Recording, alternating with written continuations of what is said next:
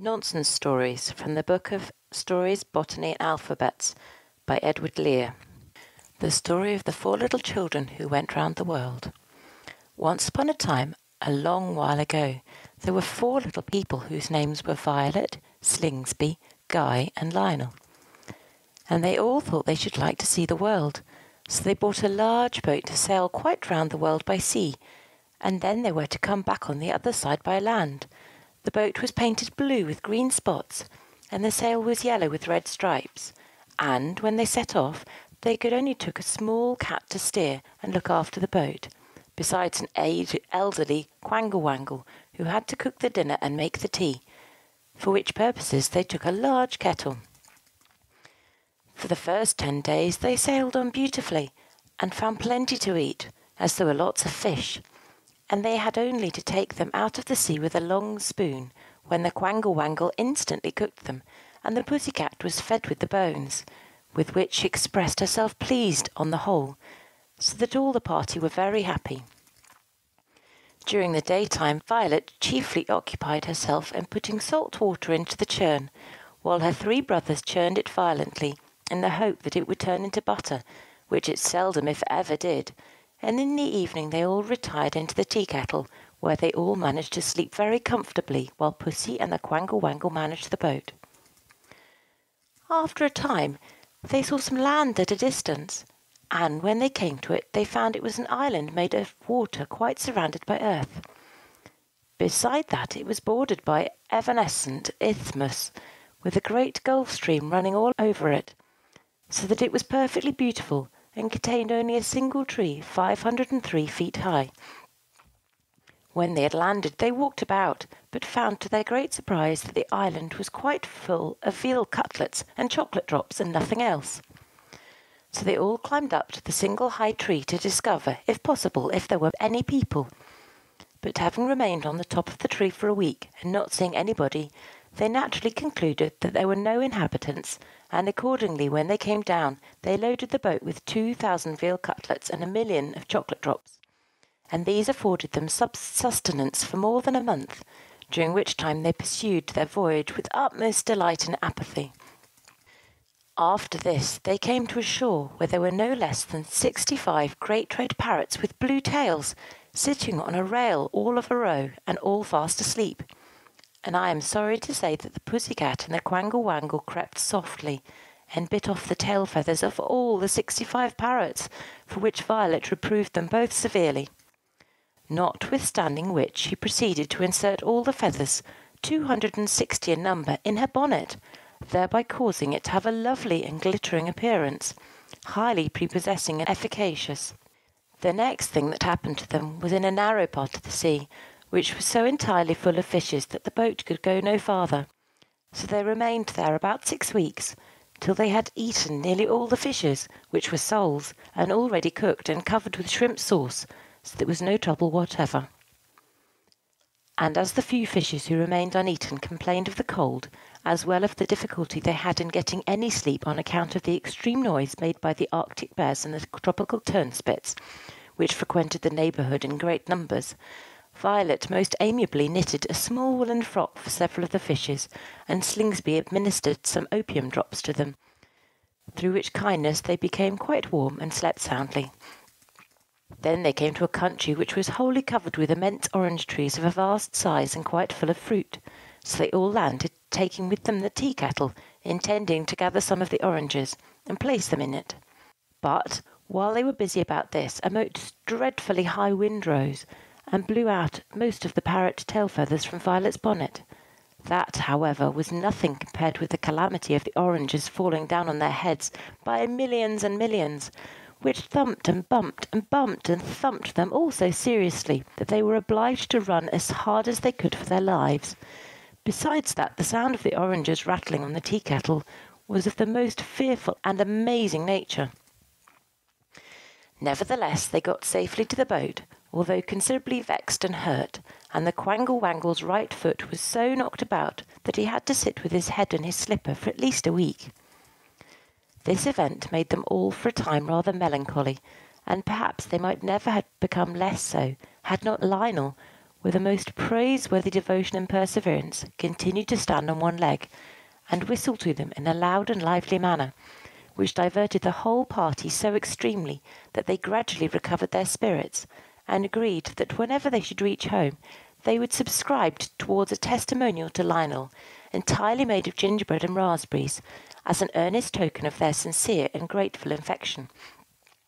After sailing on calmly for several more days, they came to another country, where they were much pleased and surprised to see a countless multitude of white mice with red eyes, all sitting in a great circle, slowly eating custard pudding with the most satisfactory and polite demeanour.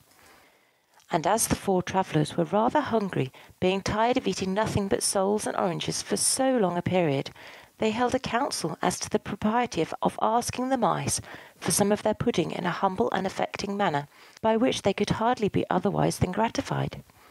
It was agreed, therefore, that Guy should go and ask the mice, which he immediately did, and the result was that they gave a walnut shell, only half full of custard diluted with water. Now this displeased Guy, who said, "Out of such a lot of pudding as you have got, I must say you must have spared a somewhat larger quantity." But no sooner had he finished speaking than the mice turned round at once, and sneezed at him in an appalling and vindictive manner, and it is impossible to imagine a more scroobious, unpleasant sound than that caused by the simultaneous sneezing of many millions of angry mice. So that Guy rushed back to the boat, having first shied his cap in the middle of the custard pudding, by which means he completely spoiled the mice's dinner. By and by the 4 children came to a country where there were no houses, but only an incredibly innumerable number of large bottles without corks, and of a dazzling and sweet susceptible blue colour. Each of these blue bottles contained a bluebottle fly, and all these interesting animals lived continually in the most copious and rural harmony,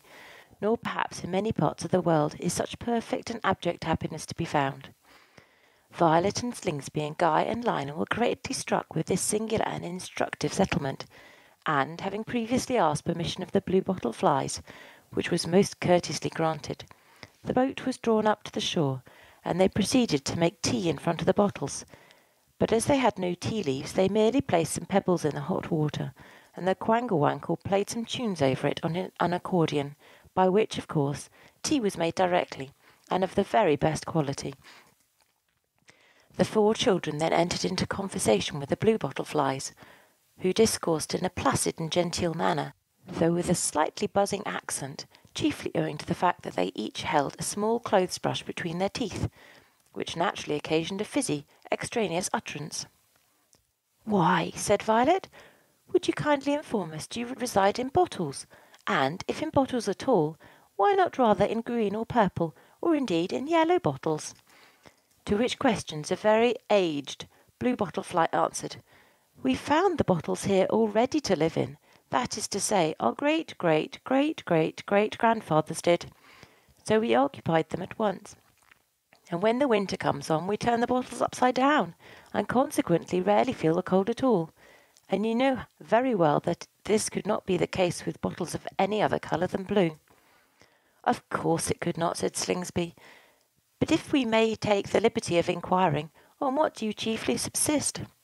"Mainly on oyster patties," said the bluebottle fly,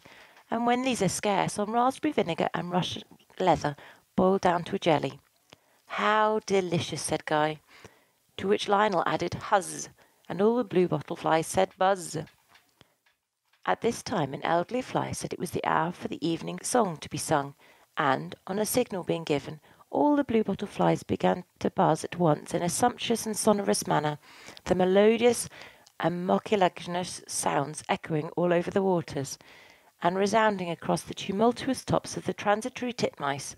upon the intervening and verdant mountains with a serene and sickly suavity only known to the truly virtuous. The moon was shining slabaciously from the star-bespangled sky, while her light irrigated the smooth and shiny sides and wings and backs of the bluebottle flies with a peculiar and trivial splendour, while all nature cheerfully responded to the cerulean and conspicuous circumstances. In many long after years, the 4 little travellers looked back to that evening as one of the happiest in all their lives, and it was already past midnight, when, the sail of the boat having been set up by the Quangle Wangle, the tea kettle and churn placed in their respective positions, and the pussycat stationed at the helm, the children each took a last and affectionate farewell of the bluebottle flies, who walked down in a body to the water's edge to see the travellers embark.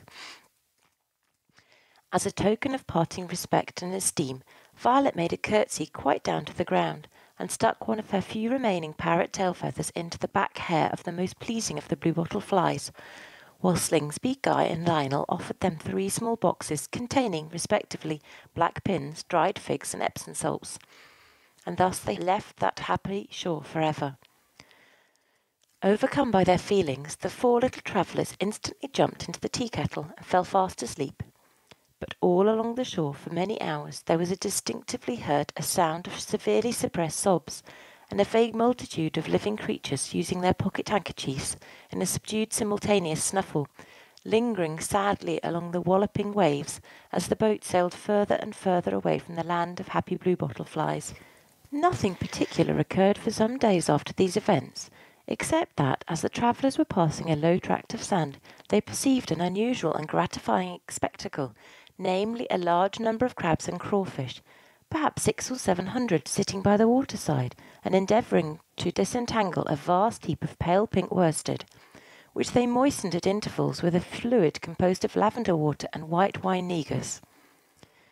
"Can we be of any service to you, O crusty crabbies?" said the 4 children. "Thank you kindly," said the crabs consecutively. "We are trying to make some worsted mittens, but we do not know how." On which Violet, who was perfectly acquainted with the art of mitten-making, said to the crabs, "Do your claws unscrew, or are they fixtures?"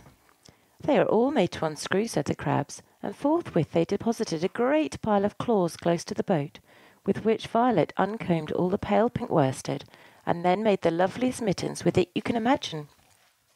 These the crabs, having resumed and screwed on their claws, placed cheerfully upon their wrists, and walked away rapidly on their hind legs, warbling songs with a silvery voice and in a minor key. After this the 4 little people sailed on again till they came to a vast and wide plain of astonishing dimensions, on which nothing whatever could be discovered at first. But, as the travellers walked onward, there appeared in the extreme and dim distance a single object, which on a nearer approach, and on an accurately cutaneous inspection, seemed to be somebody in a large white wig, sitting on an armchair made of sponge cakes and oyster shells. "It does not quite look like a human being," said Violet doubtfully. Nor could they make out what it really was, till the Quangle Wangle, who had previously been round the world, exclaimed softly in a loud voice, "It is the cooperative cauliflower!" And so in truth it was, and they soon found that what they had taken for an immense wig was in reality the top of the cauliflower, and that he had no feet at all, being able to walk tolerably well with a fluctuating and graceful movement on a single cabbage stalk, an accomplishment which naturally saved him from the expense of stockings and shoes. Presently, while the whole party from the boat was gazing at him with mingled affection and disgust, he suddenly arose, and in a somewhat plumdomphious manner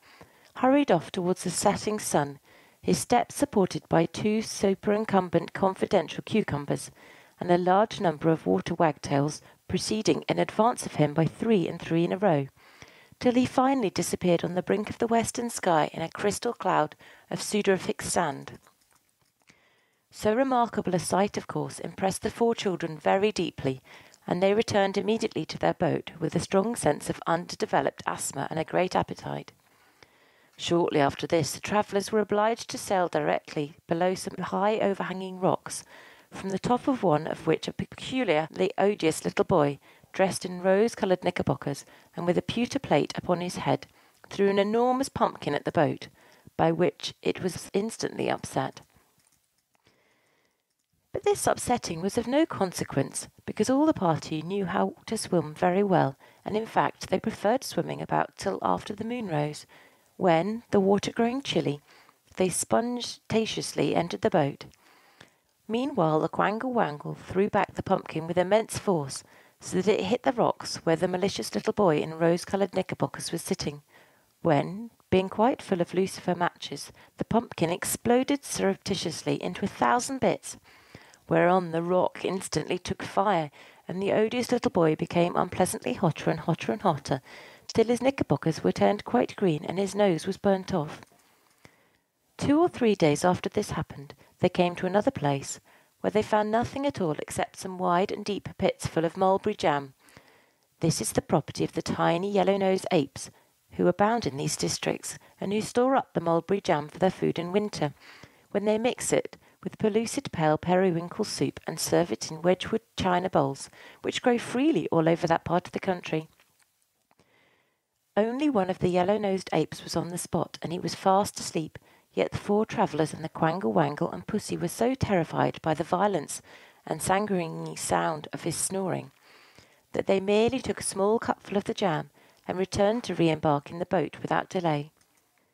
What was their horror on seeing the boat, including the churn and the tea-kettle, in the mouth of the enormous sea spider, an aquatic and ferocious creature truly dreadful to behold, and happily only met with in those excessive longitudes. In a moment the beautiful boat was bitten into 55,000,000,100,000,000,000 bits, and it instantly became quite clear that Violet, Slingsby, Guy, and Lionel could no longer preliminate their voyage by sea. The 4 travellers were therefore obliged to resolve on pursuing their wanderings by land, and, very fortunately, there happened to pass by at that moment an elderly rhinoceros, on which they seized, and, all 4 mounting on his back, the Quangle Wangle sitting on his horn and holding on by his ears, and the Pussy-cat swinging at the end of his tail, they set off, having only 4 small beans and 3 pounds of mashed potatoes to last through the whole journey. They were, however, able to catch a number of the chickens and turkeys and other birds, who incessantly alighted on the head of the rhinoceros for the purpose of gathering the seeds of the rhododendron plants which grew there, and these creatures they cooked in the most translucent and satisfactory manner by means of a fire lighted on the end of the rhinoceros's back. A crowd of kangaroos and gigantic cranes accompanied them, from feelings of curiosity and complacency, so they were never at a loss for company, and went onward, as it were, in a sort of profuse and triumphant procession. Thus, in less than 18 weeks, they all arrived safely at home, where they were received by their admiring relatives with joy tempered with contempt, and where they finally resolved to carry out the rest of their travelling plans at some more favourable opportunity. As for the rhinoceros, in token of their grateful adherence, they had him killed and stuffed directly, and then set him up outside the door of their father's house as a diaphanous door-scraper. End of the story of the 4 little children who went round the world.